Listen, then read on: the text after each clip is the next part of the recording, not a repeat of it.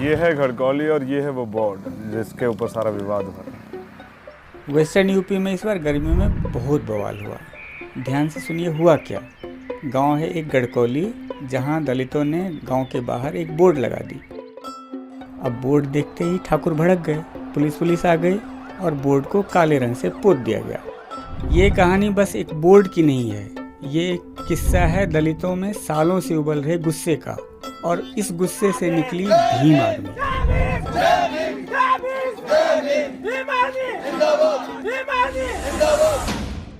पहले वाले जमाने रहे जो डर कर आएंगे। जो विधायक को आपने कहा गोली मारूंगा उसमें वादा कर रहा हूं हम लोगों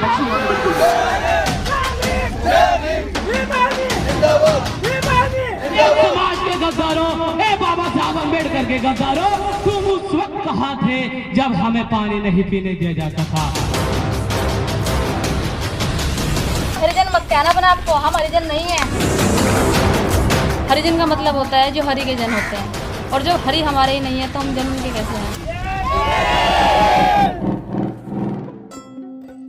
अब चलते हैं घड़कौली, जो पश्चिमी उत्तर प्रदेश के सहारनपुर जिले में है, जहां 22% दलितों की आबादी है। मायावती के राज में इन दलितों की दशा बदली, दिशा बदली और फिर उसके साथ साथ रुतबा भी आ गया। गढ़कौली में ऑलरेडी मामला बहुत टेंस था, दलितों का खून खोला हुआ था, लेकिन एक और बवंडर हो गया। अंबेडकर की मूर्ति पर काली पोत दी गई। अब देखिए मामला, दलितों ने फट से फटफटिया वाली भीम आर्मी को फोन घुमा दिया। एक तरफ दलित भीम आर्मी और दूसरी तरफ ठाकुरों के साथ पुलिस, मतलब पत्थर डंडे और फिर दबंगई फुल ऑन। वो हाथ देखा था ना आपने शुरू में, वही हाथ भीम आर्मी के पीछे है।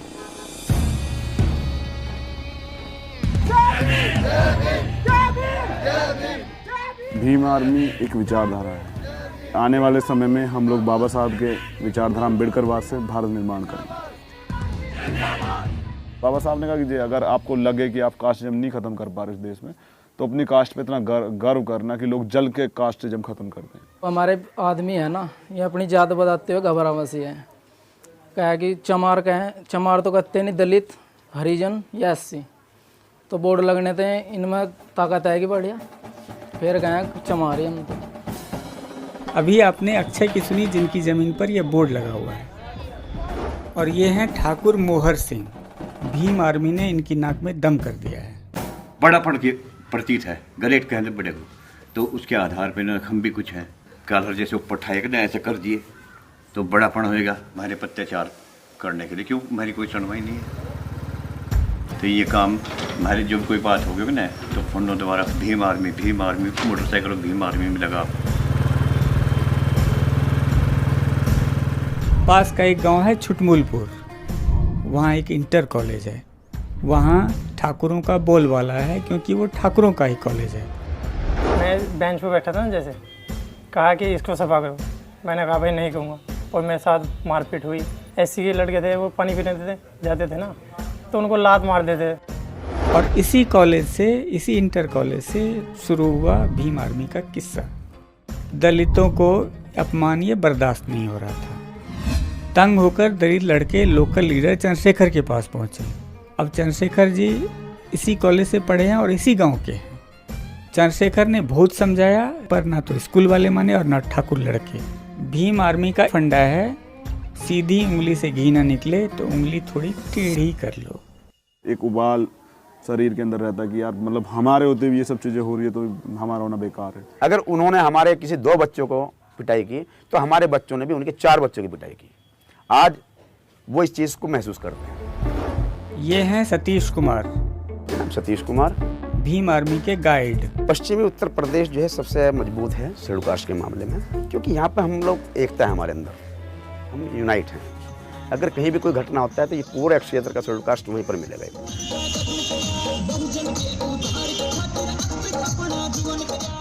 उस वक्त ना कोई पार्टी देखा कि ये बीएसपी है, बीजेपी है, कांग्रेस है, नहीं, वो अपने शेड्यूल कास्ट के पीछे खड़ा है, लामबंद हो जाता है। आज भी एससी दलित जो है वो बीएसपी के साथ है।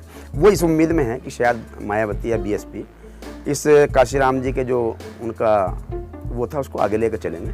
और दलित समाज का भला होगा।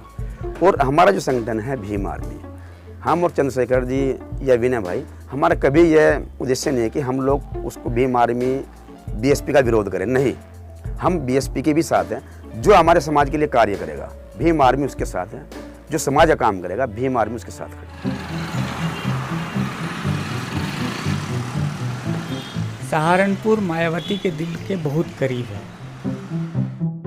मायावती के सरकार में आते ही यहाँ बिजली 24 घंटे मिलती है। अब चलते हैं साल 1977 में। मायावती ने जनता दल के बड़े नेताओं के सामने दलितों को हरिजन मानने से इनकार कर दिया। यही वो भाषण था जिसमें मायावती कांशीराम की नज़र में आई और फिर यूपी की मुख्यमंत्री बनी, एक नहीं 4 बार। बाकी तो इतिहास है जो आप जानते ही हैं। गांधी ने कहा था हम लोगों को हम हरिजन हैं। जो ब्राह्मणवादी लोग हैं हरि के जन वो हैं, हरिजन भी वही हैं, हम लोग हरिजन नहीं हैं। भीम आर्मी में भी एक दमदार महिला नेता है जो धारदार बोलती हैं और लोगों से डायरेक्ट कनेक्ट रखती है। अभी हमारे यहाँ पे घड़गोली में कांड हुआ था, जो हमारे बाबा साहब की प्रतिमा के ऊपर कालिक पोत दी गई थी। तो अभी मालूम है हमको कि बहन जी सत्ता में नहीं है, लेकिन फिर भी उन्होंने सहारनपुर आने की कोशिश नहीं की। उनसे लोग बहुत खफा हैं। बाबा साहब ने हमें बहुत साल पहले कहा था कि मेरे समाज के लोगों गाँव छोड़ो, गाँव से शहर में जाओ, और शहर छोड़ो, शहर से विदेश जाओ। लेकिन गाँव के लोग गाँव में ही रह गए। देखिए, मनवाद तो हजारों सैकड़ों सालों से हमारे सर पे, हमारे दिलो दिमाग में है।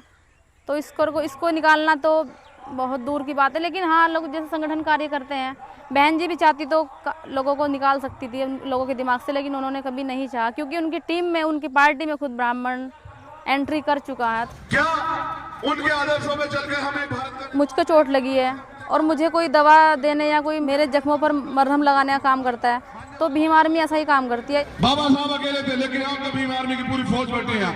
आप लोग साथ दोगे नहीं दोगे? हाथ उठा के बताओ जरा मुझे। 2013 से पहले कुछ समय ऐसा हुआ कि मेरे फादर बीमार हो गए। जब मैं खाली बैठ रहा था तो मैं इन्हीं बातों पर सोचता, तो मुझे पापा से बात करने का मौका मिला। तो मुझे लगा कि कहीं ना कुछ ऐसा, उन्होंने कुछ चीज़ें बताई कि आप चाहे कितना भी कर लें, लेकिन यहाँ से ये जो शोषण दलित लोगों पर चल रहा है, इसे आप ख़त्म नहीं कर सकते। और कई बार ऐसा होता था कि मुझे मेरा अपमान किया था पीने के पानी का गिलास देते वक्त कि भाई ये गिलास जो है मास्टर जी का चमार है, तो ये गिलास अपने आप ही उठाएंगे। कई बार प्रधानाचार्य तो मुझे फील होता था। रोहित वोमले का एक मामला हुआ था कि एक युवा पीएचडी करने वाले छात्र को साजिशन मार दिया जाता है, क्योंकि वो वहाँ अम्बेडकरवाद का ज़्यादा प्रचार कर रहा था। और उसके बाद भीम आर्मी के चलते एक ऊना में जो कांड हुआ है कि वाल्मीकि समाज के कुछ लड़कों को इसलिए पीटा जाता है कि वो मरे हुए जानवर लेके जा रहे थे। लेकिन जैसे सोशल मीडिया आया तो ये सब चीज़ें आज आम आदमी ने देखना स्टार्ट कर दिया। इस कम्युनिटी ने फील किया कि इनके साथ शोषण होता है, और जबकि ये बहुत दिनों से चला आ रहा है। जात पात के नाम पे भेदभाव यह आम बात है, हर दिन अखबार में हम पढ़ते हैं। लेकिन भीम आर्मी उन केसेस को उठाती हैं जो दिखते सामान्य हैं लेकिन होते बहुत बड़े हैं।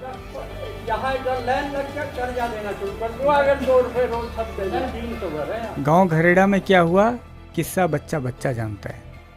जब सुबह 4 बजे मंदिर में पुजारी झाड़ू लगाए तो मोमडन के हाथ में आई और उन्होंने उसे मार पीटा। उसे कहा कि रेडियो जो बज रही थी मंदिर में उसे बंद करो।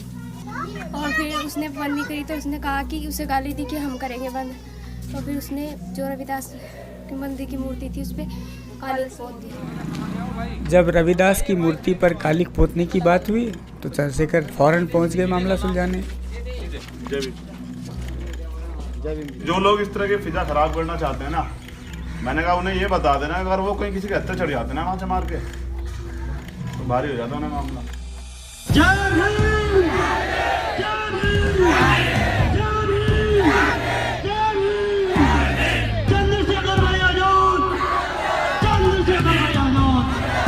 और आज रोहित राज अम्बेडकर कपड़े पहने खड़ा है, आज ये बोल रहा है, तुम सुन रहे हो, वो अधिकार दिया है बाबा साहब अम्बेडकर ने।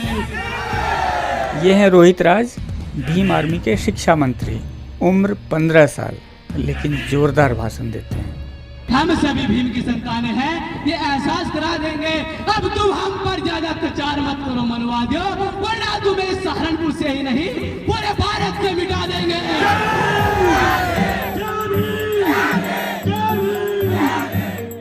इनके गांव में भी संत रविदास मूर्ति पर कालिक पोती गई तो जोश में आकर इन्होंने ज्वाइन कर ली भीम आर्मी। गांव घुसोत्ती के अंदर रविदास जी की मूर्ति खंडित किया गया था। भीम आर्मी लगभग जब हमारे गांव में कांड हुआ था उसमें भीम आर्मी भी आया था। तो जो मन में क्रोध हुआ कि जो हमारे गुरुओं के गुरु है, जो हमारे बाप के बाप है, यदि कोई व्यक्ति हमारे बाप के मुंह पर चाटा मारता है तो उसको कैसा लगता है, यही सोचकर मेरे अंदर वो क्रोध उत्पन्न हुआ। ये जो रैली है ये भीम आर्मी ने ऑर्गेनाइज की है अपना कैडर बढ़ाने के लिए। जी में बोलते हैं कि आप काम गलत कर रहे हो या अच्छे कर रहे हो। जो हम वीडियो बनाते हैं उनको दिखाते हैं कि आप ही बताओ पापा कि हम गलत काम कर रहे हैं अच्छे काम कर रहे हैं। क्योंकि किसी समाज को थोड़ा प्रचार करने के लिए बाबा साहब अम्बेडकर के मिशन में थोड़ा समय लगा दिया, जिसकी वजह से आज हम बोल रहे हैं, जो भी काम कर रहे हैं। यदि हम उनका थोड़ा सा कर्ज उतार दें तो उसमें कोई ऐतराज़ की बात नहीं। क्योंकि जो भीम आर्मी का मेन टारगेट है वो शिक्षा के आधार पर है, क्योंकि जो हमारे समाज के बच्चे हैं वो अधिकतर शिक्षा के माध्यम से ही पीछे। बाबा साहब का मोटो था शिक्षित बनिए, संगठित रहिए और संघर्ष कीजिए, लेकिन भीम आर्मी ने उसमें थोड़ा सा चेंज कर दिया कि शिक्षित बनिए, संगठित रहिए, संघर्ष कीजिए और स्वाभिमानी बनिए।